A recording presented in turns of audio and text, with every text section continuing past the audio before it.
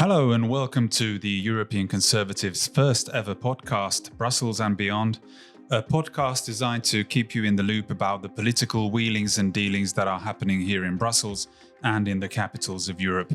My name is Zoltán Kottas. We will take a look back at the events of the week to see what has been driving the political debate and what is on the European leaders' agenda. With the European Parliament elections coming up in June, political parties are already in campaign mode, the battle is about to begin, and we will be there to report about it. So let's begin.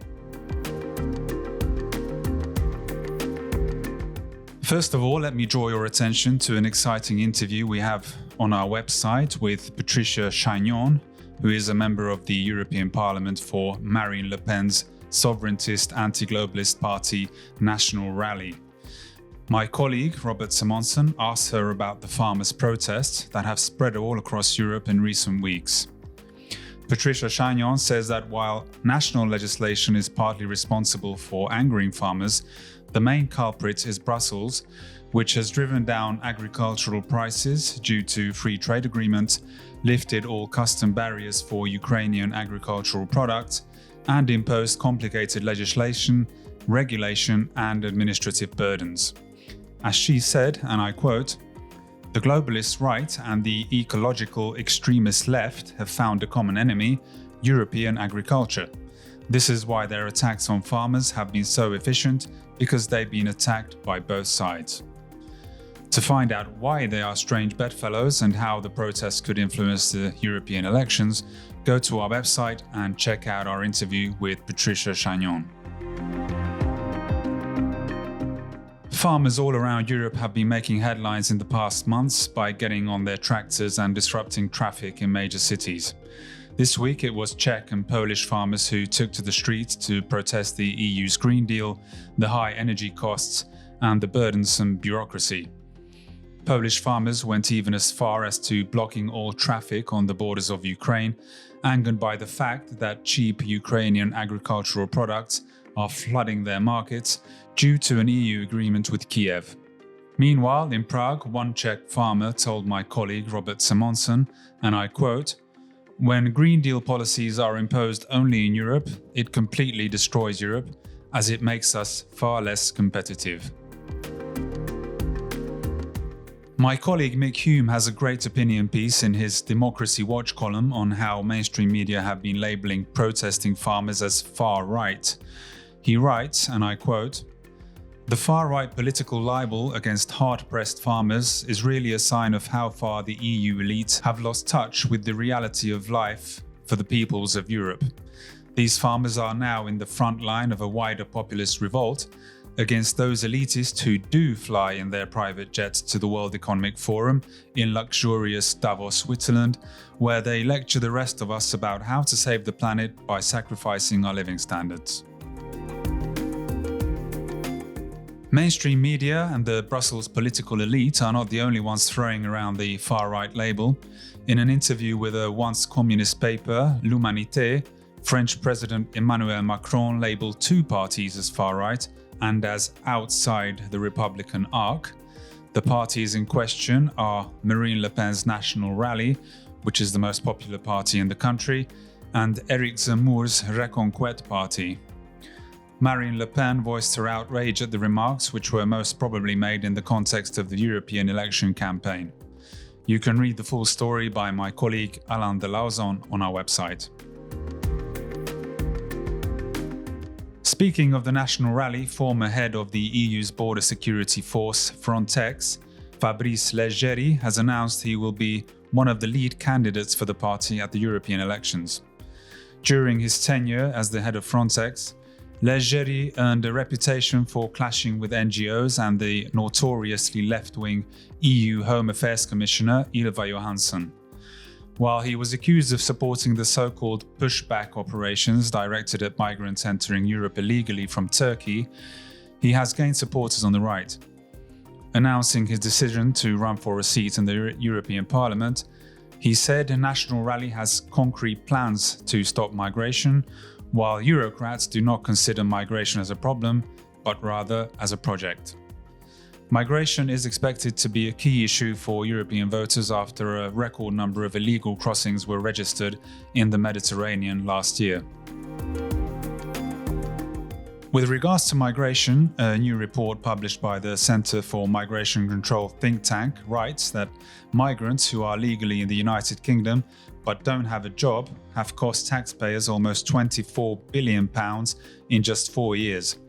These are migrants who have moved to Britain and are neither in work nor looking for work, and so are not contributing to the economy. Former UKIP leader Nigel Farage, who campaigned for Brexit and for Britain to take back control of its borders, called the numbers staggering and said real political change must happen in Britain. Ursula von der Leyen, the head of the European Commission, announced this week her bid to lead the centre-right European People's Party's list of candidates at this year's European elections, meaning she would like to return for a second term as Commission President.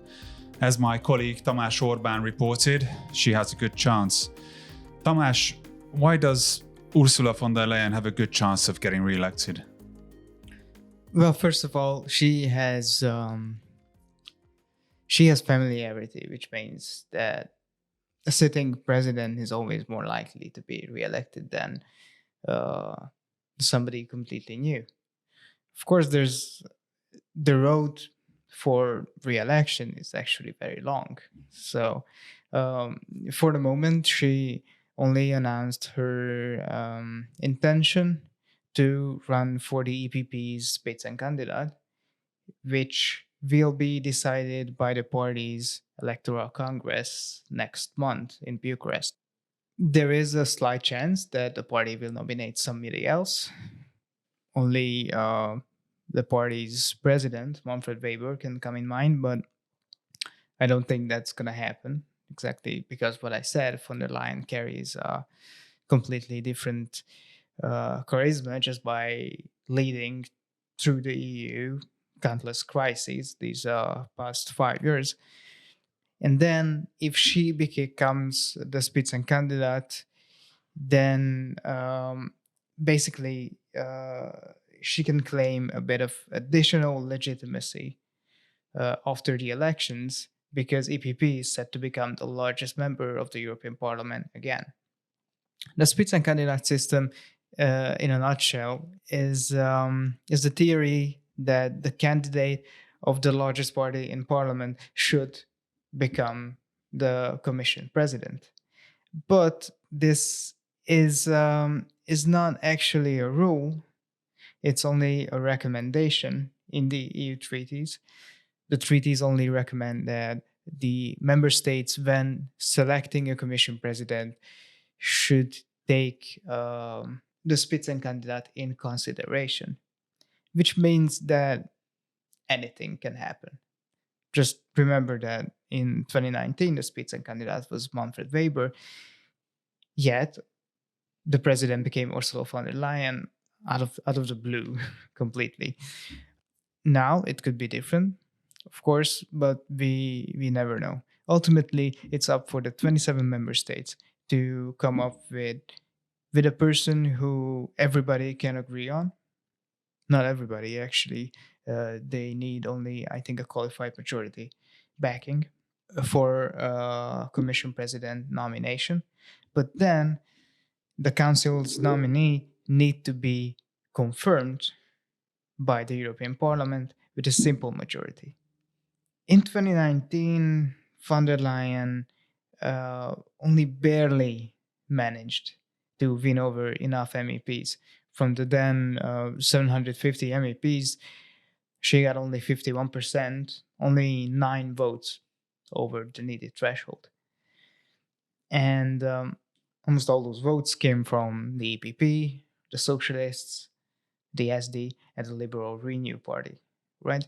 So, but this center-left coalition then enjoyed a much more comfortable majority in the parliament than what they can hope for this year.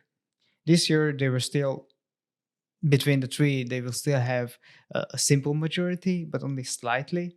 And if even just a few of the parties within these three groups decide not to back von der Leyen's re-election, that means that she would need other parties to make up for the difference from either the Greens, who don't really like her as of now, since she began to roll back on some of the environmental policies following the farmers' protests, or the conservative groups.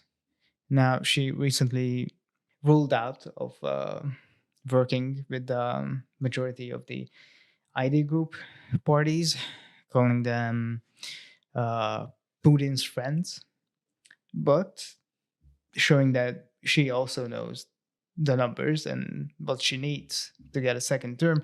She started to cozy up in one way or another to the European Conservative and Reformist group. And I think we are going to see even more concessions and gestures toward the conservatives within the ECR in the coming months. She doesn't need the entire ECR group. She just needs a couple of the bigger members to make her claim secure. But the bottom line is uh, nothing is sure at the moment. She has the highest chance, I think, of all the people we now can think of to be the next European Commission president, but that doesn't mean that she will get the job eventually. Tamás, thank you very much for this insightful explanation. A user on the social media platform X has made explosive revelations about how a network organized and funded by billionaire George Soros has been actively interfering in the domestic affairs of mainly Central European nations with the desire to topple conservative governments and help leftist parties to power. In secretly recorded interviews, the heads of the US-based NGO Action for Democracy have admitted to trying to influence elections in Hungary, Poland and Slovakia, and have even cooperated with US media to tarnish the reputation of Hungarian Prime Minister Viktor Orbán and other like-minded leaders. As we previously reported, Action for Democracy was the organization that was caught illegally channeling over $10 million into the opposition party's campaign during the 2022 Hungarian elections. The European Conservative organised an exciting panel discussion this week in Brussels on the worrying attempt by EU institutions and some Western European nations to strip EU member states of their voting right and take away even more competencies from sovereign nation states. Jacek Saryusz-Wolski, member of the European Parliament for the Polish Conservative Law and Justice Party, warned that larger nations would rule over the smaller ones. Germany, France, Italy and Spain would be able to outvote all the other member states. I started by saying it's centralist, not federal. It's anti-federalist. Federal structures, if you go to the theory, starting with Proudhon, and if you go to the reality, which is the German federal state, Swiss federal state, and American federal state, the component parts of federation are equal or nearly equal. When I say to Americans, look, we are creating United States of Europe, where New York, Texas, and California will be governing other states and other states will have nothing to say, they laugh. This is the project. So it is anti-federal, centralist project of building a European state, abolishing the union of sovereign states as it is, at least theoretically, in the treaties, and replacing it with a European superstate. Professor Richard Legutko, co-chairman of the European Conservatives and Reformists group in the European Parliament, argued that the right to veto is the most important tool for smaller member states to defend themselves.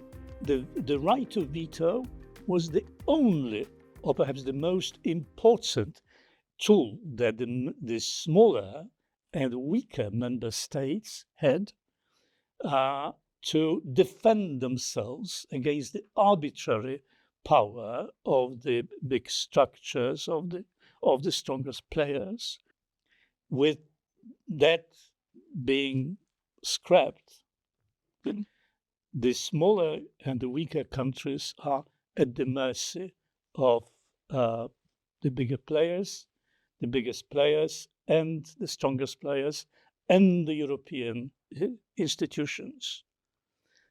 Therefore, the end result is, of course, a hierarchy or an oligarchy, not some kind of federalism in the proper sense of the word.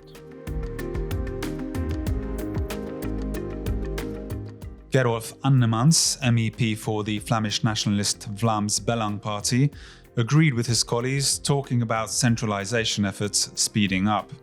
Contrary to what would have been wise and necessary, Brexit was not a moment of introspection for the European Union, a moment for strategic self-reflection about the future developments.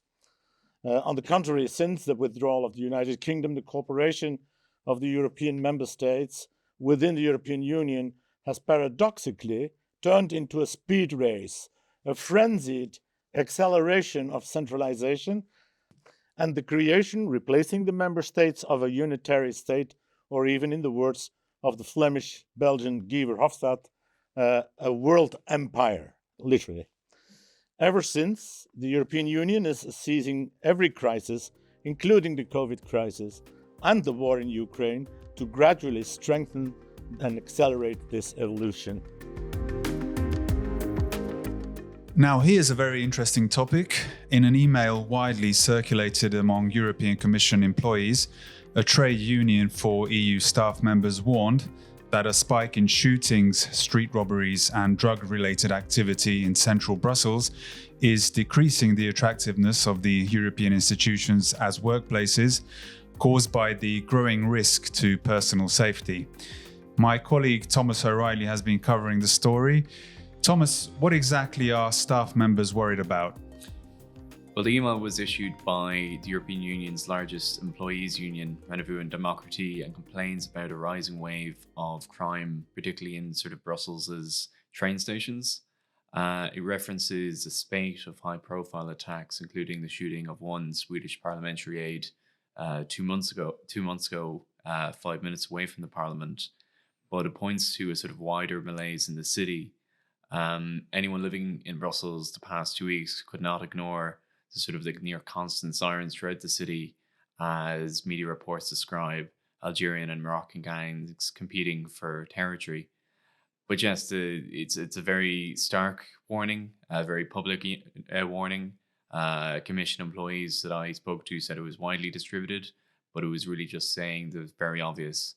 It references statements by Belgian policing authorities about the existence of effective no-go areas, as well as a sort of metastasization of crime, from petty drug dealing to the likes of crimes we see in Antwerp, more sort of Molotov cocktails and sort of organized narco-terrorism.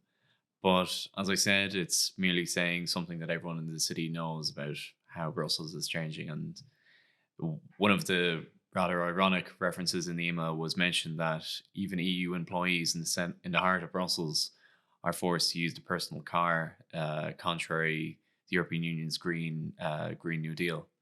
But very worrying email. Yeah, it does seem like the bad situation, and people are worried about the crime rate in Brussels.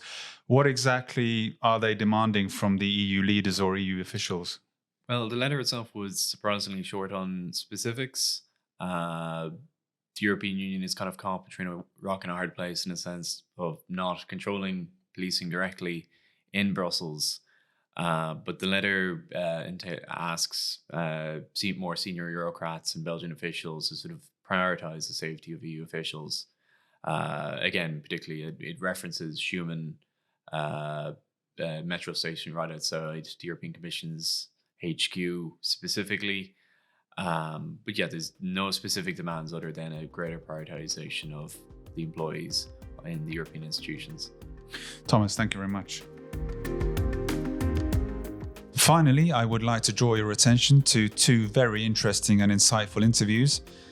The first one by the European Conservatives managing editor Ellen Fantini, who spoke to Republican Senator J.D. Vance from Ohio. Vance is an ally of former President Donald Trump and has been floated by media as a potential vice presidential nominee if Trump were to return to the White House after elections in November. Like many others in the Republican Party, the senator has criticized the US and European approach to Ukraine. In the interview, he said, and I quote, "What's the strategy here? What's the end game? How do you get out of this conflict without completely destroying the country of Ukraine, demographically, infrastructurally, economically?" He added, "It's fine not to like Putin, I don't like Putin, but that's not a foreign policy vision." J.D. Vance also talked about how Ronald Reagan's views are much closer to Donald Trump's than to the neoconservatives, and he also gave us his insight into the upcoming European elections.